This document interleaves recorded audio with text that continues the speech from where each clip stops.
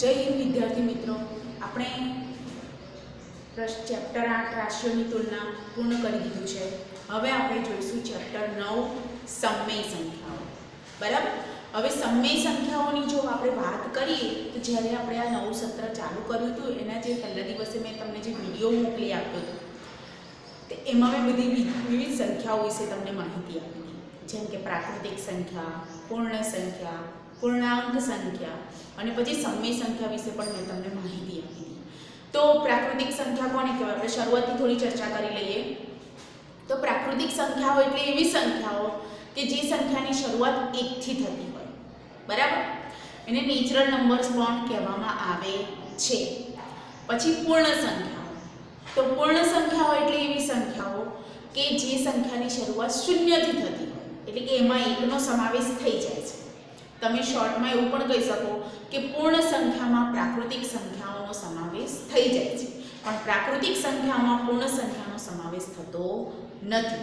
આવી વસ્તુ કદાચ તમારે ખરા ખોટામાં પણ પૂછાઈ શકે છે.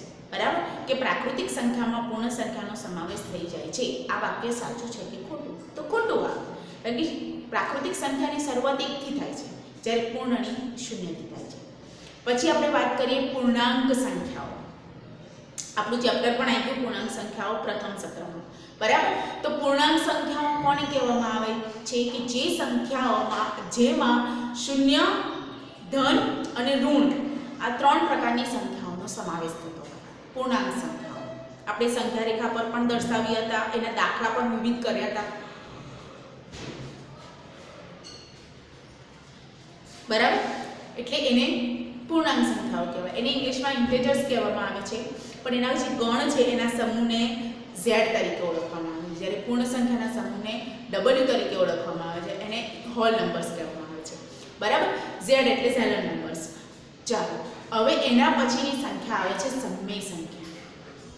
સમમેય સંખ્યા એટલે એવી સંખ્યાઓ કે જેને p/q સ્વરૂપે દર્શાવવાની હોય.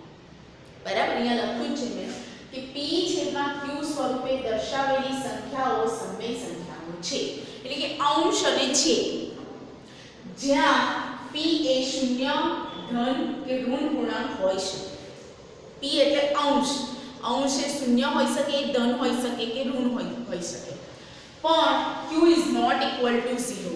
q 0 હોઈ શકે નહીં. જો q છેદમાં 0 જતું રહે તો એ અવ્યાખ્યાયિત પદ થઈ જાય. છેદ ક્યારેય 0 હોઈ શકે નહીં. કદાચ અંશ 0 હોય તો આખી સંખ્યા 0 થઈ શકે, પણ જો છેદમાં 0 જાય તો આખું પદ અવ્યાખ્યાયિત પદ થઈ શકે. એટલે q is not equal to 0.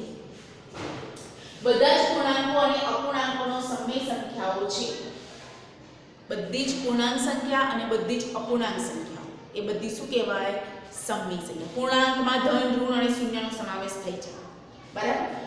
જો p એ ધન પૂર્ણાંક હોય તો તે ધન સમમેય સંખ્યા કહેવાય. p ઉપર એટલે કે અંશ ઉપર આધાર છે. જો p એ ધન પૂર્ણાંક હોય તો એ આખી સંખ્યા ધન સમમેય સંખ્યા કહેવાય. જો p એ ઋણ પૂર્ણાંક હોય તો એ આખી સંખ્યા ઋણ સમમેય સંખ્યા કહેવાય. અને જો p એ શૂન્ય હોય તો એ આખી સંખ્યા શૂન્ય સમમેય સંખ્યા કહેવાય. એટલે કે ધન કે ઋણ સમમેય સંખ્યા એ નથી. ધારો કે 0/7 હોય તો એ આખી સંખ્યા શૂન્ય સમમેય સંખ્યા કહેવાય. પછી 5/9 હોય તો એ સંખ્યા ધન સમમેય સંખ્યા કહેવાય. અથવા તો -2/3 હોય તો એ સંખ્યા ઋણ સમમેય સંખ્યા. ખ્યાલ આવી ગયો? બરાબર. p ઉપર એટલે કે અંશ ઉપર આધાર છે. અંશ ધન તો આખી સંખ્યા ધન, અંશ ઋણ તો આખી સંખ્યા ઋણ સમમેય સંખ્યા, અને અંશ જો 0 તો આખી સંખ્યા શૂન્ય સમમેય સંખ્યા. બરાબર. પછી જોઈએ સમમેય સંખ્યાનું સંખ્યા રેખાઓ પર નિરૂપણ. જો પૂર્ણ સંખ્યાનું થઈ શકતું હોય, પૂર્ણાંકનું થઈ શકતું હોય, પ્રાકૃતિક સંખ્યાનું થઈ શકતું હોય, તો સમમેય સંખ્યાનું કેમ ના થઈ શકે? બરાબર. એટલે સમમેય સંખ્યાનું સંખ્યા રેખા પર નિરૂપણ. દરેક સમમેય સંખ્યાને સંખ્યા રેખા પર દર્શાવી શકાય છે. વળી બે સમમેય સંખ્યાઓ વચ્ચે પણ અસંખ્ય સમમેય સંખ્યાઓ છે. તમે એવું કહો કે ખાલી પૂર્ણ સંખ્યાઓ વચ્ચે જ અસંખ્ય સંખ્યા હોય એવું ન હોય. બે સમમેય સંખ્યા હોય ને એની વચ્ચે પણ અસંખ્ય સમમેય સંખ્યાઓ હોય છે. બરાબર. અહીંયા આપણે એક ઉદાહરણ લીધું છે 1/2 અને -1/2 ને સંખ્યા રેખા પર દર્શાવો. 1/2 એટલે અડધો ભાગ એમ કહીએ તો ચાલે, અડધા અંતરે. હવે તમે અહીંયા જોઈ શકો છો મેં એક સંખ્યા રેખા દોરી છે. તો જુઓ અહીંયા 1 2 3 4 5 6 7 8 9 10 10મા ભાગે 1 આવે તો જ 1 થાય ને. 1/1 1/2 1/3 બરાબર. તો અહીંયા જોઈ શકો છો કે તમે આ બંને વચ્ચે અડધા અંતરે તમે 1/2 લખી શકો. તો 1 2 3 4 ને 5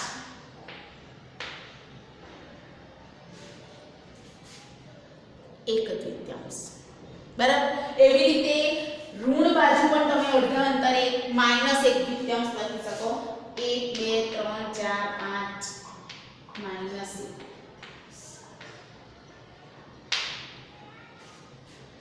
આ રીતે આપણે એને સંખ્યા રેખા પર દર્શાવી શકીએ. બરાબર. પછી છે પ્રમાણિત સ્વરૂપમાં સમય સંખ્યાઓ. પ્રમાણિત એટલે શું? તો સમય સંખ્યાના અંશ અને છેદને કોઈ સામાન્ય અવયવ ન હોય તો તે સમય સંખ્યા પ્રમાણિત સ્વરૂપમાં છે એમ કહેવાય. સામાન્ય જો ધારો કે અહીંયા મેં ઉદાહરણ લીધું છે, લગભગ બીજું જ ઉદાહરણ છે આ કે 36/-24. તો 36 અને -24માં બંનેમાં સામાન્ય અવયવ છે 12, કારણ કે 12 ના ઘડિયામાં બંને આવે છે એટલે એનો ગુસા પણ તમે કહી શકો છો. બરાબર. બંનેનો ગુસા જેને ગુરુત્તમ સામાન્ય અવયવ લેવાનો છે, આપણે લઘુત્તમ નહીં. જેમ આપણે અતિ સંક્ષિપ્ત સ્વરૂપ આપતા હતા ત્યારે એના અવયવો પાડતા હતા. આ પ્રમાણિત સ્વરૂપ છે એટલે તમારે એ બંનેનો શું લેવો પડે?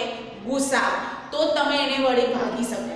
બરાબર. મોટામાં મોટા સામાન્ય અવયવ વડે એને ભાગવાનો છે એટલે એનો ગુસા લેવો પડે.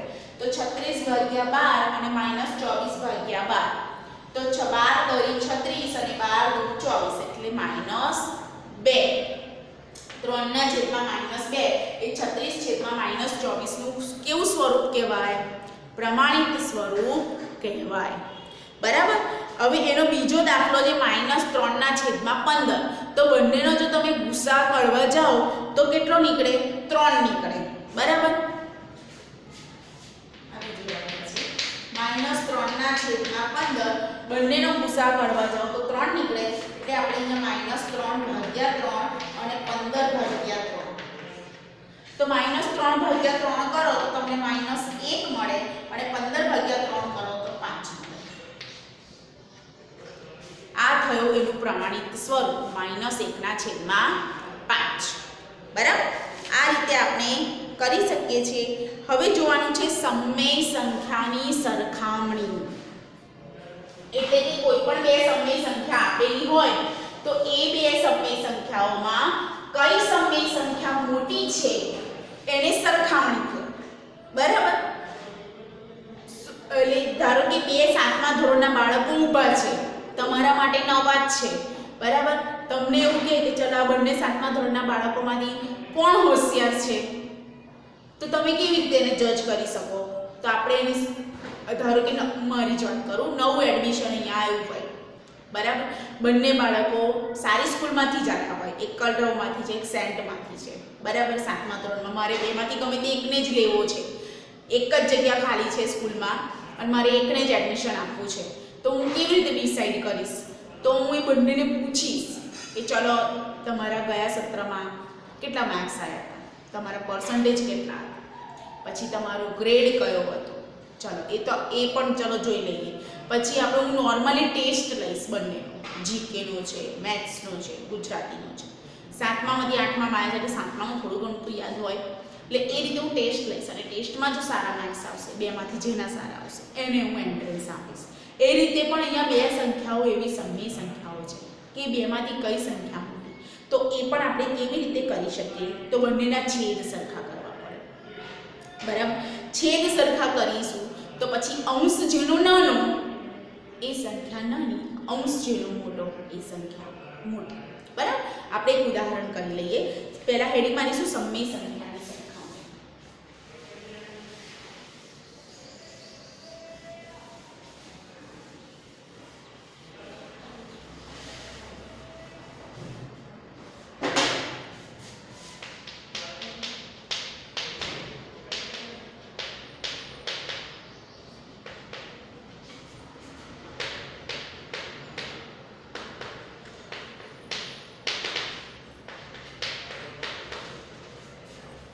બરાબર. એમાં 2/3 અને 5/7 માંથી કઈ સમય સંખ્યા મોટી છે?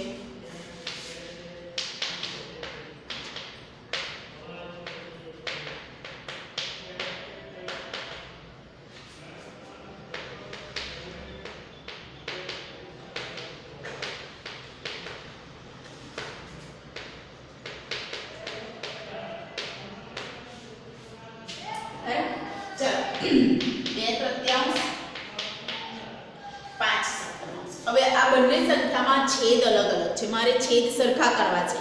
તો છેદ સરખા કરવા માટે બંનેના મારે શું કરવું પડશે? લસા લેવો પડશે. લસા લઈને બંનેના શું કરવા પડશે? છેદ સરખા કરવા પડશે. બરાબર. 2/3 ને 7 વડે મારે ગુણવા પડશે અને 5/7 ને મારે 3 વડે ગુણવા પડશે. એટલે 2 × 7 3 × 7 5 × 3 7 × 7 × 14 7 × 15 7 × 3 14 5 × 7 બોલો 14 મોટા કે 15 મોટા? 15. એટલે અહીંયા તમે જોઈ શકો છો કે 14/21 એ નાના છે 15/21 કરતા. એટલે 15/21 એ મોટી સંખ્યા છે. પણ 15/21 એ ઓરિજિનલ કઈ સંખ્યા છે?